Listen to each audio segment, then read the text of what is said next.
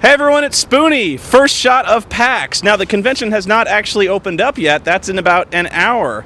But what I'm doing right now is I'm checking out all the various other events that are outside the main convention center itself. Starting with Wizards of the Coast, which has an amazing setup about a block away.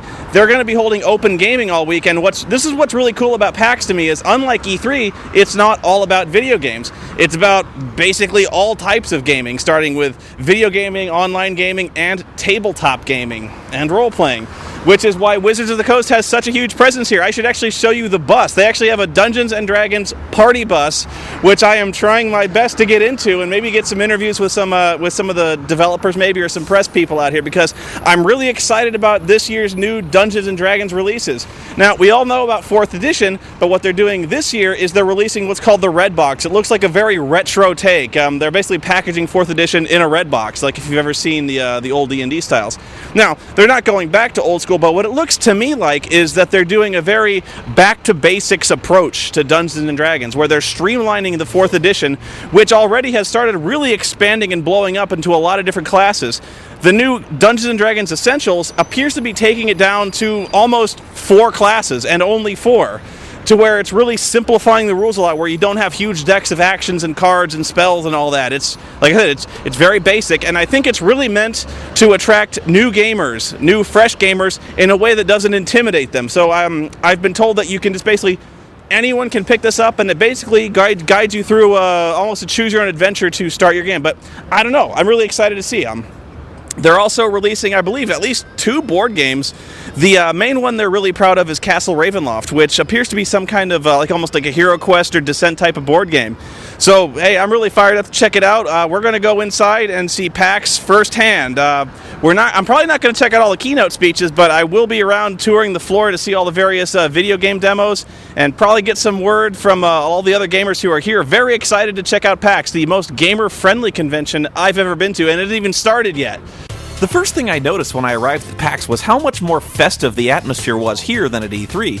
See, unlike E3, PAX is less about selling new games and more about celebrating gamers. Almost every game was playable. Everywhere you looked, people were handing out merch or posing for photo ops. People were in costumes, and it was just a big party the entire 3 days I was there. In fact, even if you just ignored the convention hall entirely, there was so much to do at PAX it was kinda crazy.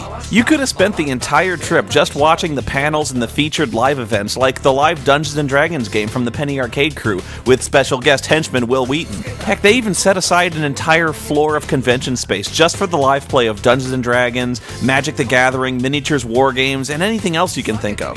So, being the sort of guy who plays pretty much everything, you can imagine I had a bit of a hard time trying to keep my mind on business. I guess I was here mainly to cover the new releases in video games, like Great Scott! Oh my god, oh my god, oh my god, I know what I gotta see first. Woo! The DeLorean! Hang on a second, you guys. Wait, I got an idea! Lisa, sequel!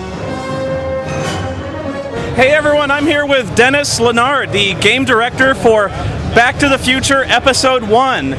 This, to me, is the big news of PAX, the announcement of this game, because everybody loves Back to the Future. It's probably the most enduring film series of all time, and I think everyone is so excited about this, so I had to get as much information as possible as I could about this really exciting game. And so, everything I've seen from this game so far, which hasn't been much, mainly like the art style, has been very positive. I think people are really optimistic about this game. So I have really no idea what form this game will take. So why don't you just give me the rundown of what this game will be like? Sure. It's going to be a 5-episode series. Basically, we're taking the characters that you love, the tone of the world, and kind of creating our own adventure. It's not sort of a sequel necessarily, but it does take place after the events of the first 3 films.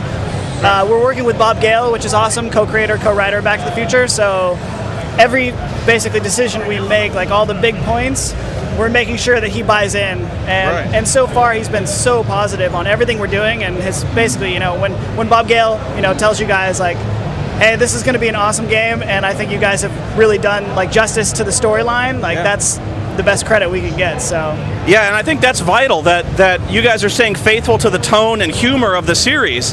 So I'm assuming from what it looks like it's going to be a graphic adventure almost in the same play style as The Secret of Monkey Island, which you guys have proven with the Sam & Max series that you guys have done really well. Is that true? Yeah, exactly. It'll be the main difference with this one is that every decision we make is filtered through the lens of would this happen in the films. So whereas Monkey Island, Sam & Max, you can get some like crazy, ridiculous puzzles and weird story moments that come out of nowhere, and that's kind of part of the humor of it. Yeah. With Back to the Future, we're always asking ourselves, with everything we do, the puzzles, the story, the characters, like, would this happen in the films? And so that's what I think, for me, it makes it really exciting, because as fun as it is to work on Sam & Max and Monkey Island, you can do all sorts of crazy stuff, but it's a real sort of creative challenge to make sure that we do justice to these characters, because we're all Back to the Future nerds at Telltale, so all the time we're always critiquing each other on like, no, like that wouldn't happen in the films, it would be like this, and so you get a lot of like arguments of things that never happened in the movies, but like what we're doing and how they would play if they were in the films. Oh, it's definitely exciting, and even more exciting was the news that you guys had actually landed the voice talents of Christopher Lloyd. Are there any other voice talents recognizable from the movies that we would recognize? I can't say anything about that yet. We're going to be slowly releasing it, but yeah, getting Christopher Lloyd on board was a huge thing. That was awesome for us. Absolutely. So I guess my big question is, when can we first expect to see Back to the Future available? Not in stores, but downloadable, I'm guessing, from Telltale, right? Yeah. Episode 1 will be out this winter. This winter? Yep. All right. So any other special news that you can offer us that you're only releasing at PAX? Like any kind of breaking news? Well, the DeLorean is a huge part, so that's good. One thing that we're sort of like letting people know is since we are staying true to the license, time travel is usually the problem as opposed to the solution. So it's not like a Day of the Tentacle kind of crazy going through time thing. It's more of you get yourself into these situations, and in the time period you have to like sort of use your craftiness as Marty given the time period to try and solve problems. Right, absolutely, because usually there was some kind of problem with the time machine. They couldn't just go back and fix it immediately. I mean, they always had to go through it on their own ingenuity.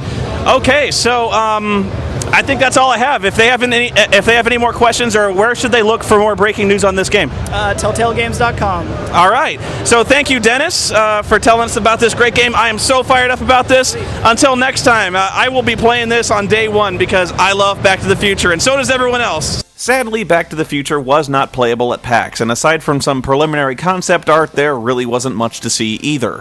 Even so, the winner's not that far off, and I couldn't be more excited to see this game. I'm really optimistic, and I'm only more encouraged after my interview with Dennis. These guys seem like huge fans of the movies and dedicated to replicating that fun experience with the game. They don't want to screw this up, and I can't imagine this franchise being in better hands than Telltale Games. Back to the Future Episode 1 is scheduled for a release this winter 2010.